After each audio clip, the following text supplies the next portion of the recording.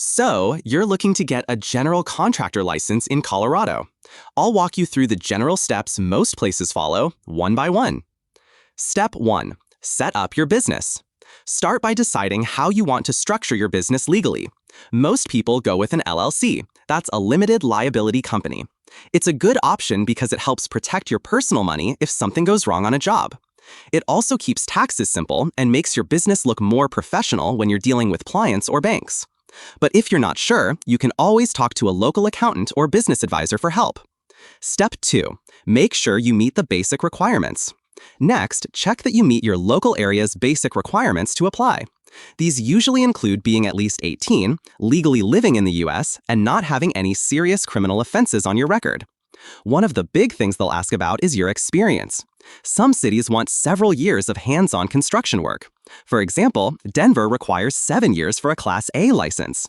So it's important to gather any proof of your work history early on. Step 3. Fill out your license application. Once you know you qualify, it's time to submit the application. You'll need to send it to the licensing office in the city or county where you plan to work. Each place has its own forms and fees, so double-check their website or call them if anything's unclear. Usually, they'll ask for things like proof of your business setup, your experience, insurance coverage, and sometimes a surety bond, which is like a financial backup in case of contract issues. Step 4. Take the licensing exam, if required. Not every location makes you take an exam, but many do. The test is usually focused on building codes, construction laws, and safety practices. For example, in Larimer County, you need to pass the ICC exam. That's from the International Code Council. The test costs about $100 per try. To get ready, you might want to use online prep courses or study guides. A little preparation can save you from having to retake it. Step 5. Get your insurance in place. Before you can get approved, you'll need to show proof of insurance. Most places in Colorado require general liability insurance. In Boulder, for example, the minimum is $1 million per claim and $2 million total.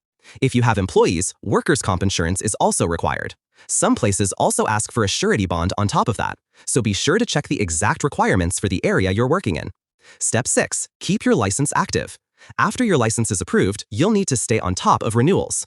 That usually means renewing every 1 or 2 years, paying a fee, and possibly taking a few hours of continuing education. If you forget to renew, your license can expire, and that can cause delays or even legal trouble if you're still working on jobs. So mark your calendar and keep an eye out for renewal reminders.